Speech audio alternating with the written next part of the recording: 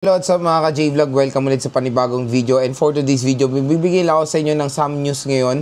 Lalo na ngayong payday sale ngayon June 2025. Good news, yung Samsung Galaxy A16 ay bumaba ulit ang presyo. So tara, check natin.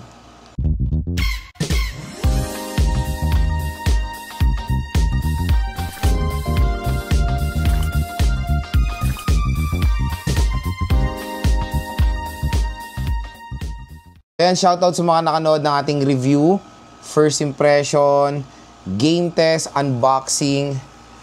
Game test and unboxing natin sa Samsung Galaxy A16 LTE. And this time mga J-Vlog, meron lang po akong ibabalita sa inyo dahil since nung in-unbox natin ito ngayong June 2025, marami nagulat na 5,000 plus na lang daw ang Samsung Galaxy A16 LTE. Ngayon kasi, magandang balita, ngayong payday is bumalik po yung price niya. Kaya nag-refresh tayo ng video, gumawa ulit ako ng video para mapakita sa inyo na meron po ulit available na murang Samsung Galaxy A16 LTE.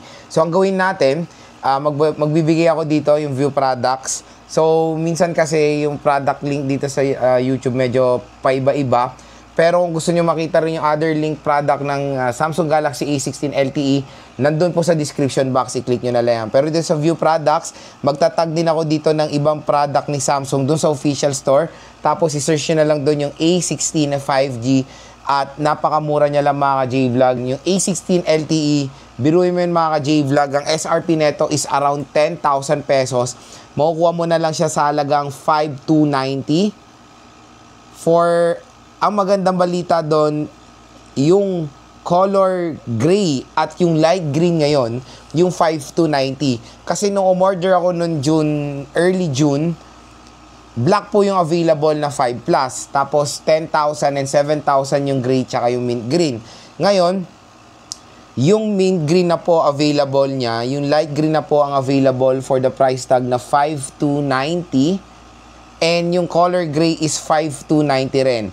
Ang magandang balita doon, pag meron pa kayong voucher, mga J-Vlog, there's a possibility na makuha niya pa ng mas mababa ang Samsung Galaxy A16 LTE. So, take for example ako, bilhin natin siya with the voucher. So, lalabas siya ng 5,740 without voucher pala. And then, meron akong voucher, minus 574 sa Shopee. So, yan, 5,100. Mga J-Vlog, 5,100 ko na lang po nakuha ang Samsung Galaxy A16 LTE. Mas mura na siya compare sa nabili ko siya noong June 2025 na I think 5,500, 5,700, ganun. Pero ngayon 5,100 or 5,200 na lang yung kanyang price. Again, para hindi kayo mahirapan, nandito yan sa view products natin. I-click nyo na lang po yung view products dito ng Samsung Galaxy A16 LTE. Pag hindi nyo makita yung view product, i-tap nyo lang isang beses yung screen para i-click yung ating link dito sa gilid ng ating video or nasa description box nga po yung link ng A16 LTE. So since gumagawa naman tayo ulit ng video ng A16 LTE, Lord, sulit ba yan? Maganda po ba siyang i-purchase? Again, nalabas to last year, nung year 2024, with a price tag of 9,990 pesos or almost 10,000 pesos with 4 GB of RAM and 120 GB of internal storage. So nung lumabas siya, medyo hindi bagay talaga yung presyo ng A16. Ang nakakatuwa kasi sa Samsung ngayon, medyo pumapunch-punch na ngayon si Samsung na ng arangkada eh. Biruin mo nakita ko rin yung A06 5G, makukuha mo sa 3,000 to 4,000 pesos. Ang SRP nun, 7,000 to 8,000 pesos. 4 gig 128 din natin, I think. Grabe, A06 din, nasa 3 Plus, A16 LTE, nasa 5 Plus, A16 5G nasa around 8,000. So grabe, sobrang mura na mga A06 series and A10 series kayo ni Samsung. Siguro nare-realize si Samsung is about time na kailangan niya na rin makipag-level up sa mga competitors niya like Transsion, Itel, yan, Itel, Infinix, Tecno na sobrang baba ng mga prices tapos ang gaganda ng specs. Ano naman when it comes sa well-known brand talaga, Samsung is the best for me. Samsung user ako matagal na. Ang pinakamaganda sa Samsung is yung operating system, yung One UI. So yun, nakakatuwa lang isipin na si Samsung ngayon, gumaganda na yung binibigay na presyo sa mga last year model niya na kumbaga overpriced last year. Pero ngayon, sulit price na sila mga J-Vlog. Take for example, itong A16 LTE, yes, it has a 4 GB of RAM. SRP nga, it's a big no-no, pero ngayon makuha nyo to ng 5 Plus, reasonable naman siya. Ang pinakamaganda sa A16 LTE nung ginamit ko, yung display. Display is yung game changer dito. Makuha nyo to ng 5 Plus. Meron kayong smartphone na merong Super AMOLED display. Again, yung Super AMOLED display, mas maganda pa po yung display na yan compare sa mga ibang entry-level smartphone na merong AMOLED display. So, syempre, level up pag si Samsung kasi si Samsung ang, kumbaga, gumagawa ng mga AMOLED panels, diba? Kaya, syempre, mas maganda dapat ang i-offer nila sa mga smartphones sila. Tulad na lang sa A16 LTE, super premium display siya. Nung naglalaro ako dito, na-enjoy ko yung paglalaro ko dito dahil unang-una yung display niya, very vibrant, very sharp. Talagang yung pag naglalaro kayo dito, may enjoy nyo kasi na-enhance pa yung graphics ng nilalaro nyo dahil of course sa kanyang Super AMOLED display. Hindi lang yon, yung chipset niya, surprisingly, I thought medyo magiging skeptical tayo sa gaming sa A16 nung first impressions natin dahil 4 GB of RAM lang siya. Pero nung giname test ko to, nagulat ako mga ka-J-Vlog na ang ganda pala ng gaming performance ng A16 even though 4 GB of RAM lang siya. Ngayon, ang technique natin para makapaglaro tayo ng maayos sa A16 LTE, close mo lahat ng apps, dapat walang nag-run sa background bago kayo maglaro para naman magamit yung full potential ng RAM niya. Sabihin nila, Lods, extended RAM yan eh. Diba? So, higit 4 GB ang RAM niya. Yes. Yes.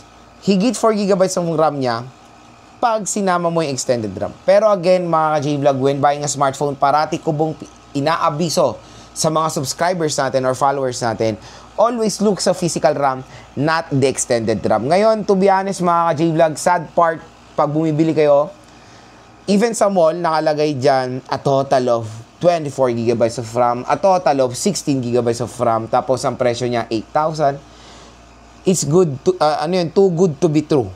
Kasi, yes, 16 GB siya, total. Sinama nila yung extended RAM na hindi po yan, kumbaga, ano mo yun, yung hindi siya part ng mismong physical RAM na nilagay nila doon. Hardware mismo ang titingnan natin when buying a smartphone, not yung extended RAM. Again, yung extended RAM, kinukuha lang yan o inuugot lang yan doon sa storage nyo para makatulong or mag-boost siya doon sa physical RAM nyo. Tulad nga na sinabi ko, 4 GB sa A16 LTE sa kanyang presyo ngayon na 5 Plus is reasonable naman. So, yun. Ang ganda ng battery. Makunat yung battery niya. Nung nag-camera test din tayo sa A16 LTE, napaganda ng camera performance ng device na to. Ang maganda dito mga J-Vlog, ito yung pinaka magiging buying factor nyo rin sa A16, lalo na sa ganitong presyo na 5K. Triple rear camera system with ultra-wide camera and macro lens. Compare sa mga ibang smartphone na 5 Plus na makukuha nyo triple camera, dual camera. Pero ano yung pangalawang camera? Depth sensor, AI lens, di ba? Dito sa A16 LTE, lahat nung lente niya is usable. So yun naman ang maganda doon, malinaw. Ultra-wide camera, malinaw. Kaya for me, hands down tayo sa Samsung Galaxy A16 LTE. And syempre, kudos kay Samsung dahil nakakatuwa na nakikinig na si Samsung sa mga consumers nila na it's about time mag-offer kayo ng magandang specs ng smartphone sa murang halaga. So again, pag bibili kayo ng mga Samsung devices, wag muna sa mga launch date, wag muna sa mga release date, hintayin nyo ng mga few months, panigurado ang laki ng bagsak presyo niyan, lalo-lalo na sa online. Again mga ka-J-Vlog, is just a quick refresh review sa A16 LTE dahil nga po, sale siya ngayon sa Shopee or sa payday sale ngayon ng Shopee. Kaya gumawa ako agad ng quick review ulit dito sa smartphone na to dahil nasubukan ko na siya. Nagamit ko siya ng few weeks and for me, super satisfied ako sa mabibigay na performance ng A16 LTE, lalong-lalo na affordable na lang siya. At mga ka-J-Vlog, ito po ang good news. Na-update na po natin siya sa Android 15 with One UI version 7. So again mga ka-J-Vlog, kung interested kayo sa Samsung Galaxy A16, nandito, View Products, i-click nyo na lang yan. Kung ibang model po yung makita nyo, i-click nyo na lang yan dahil ma-redirect kayo sa official store ni Samsung sa Shopee. Nandun po ang A16 LTE. Pero, meron din tayong link sa description box. I-check nyo na lang yan para ma-redirect kayo sa A16 LTE na super duper duper duper bagsak presyo ngayon.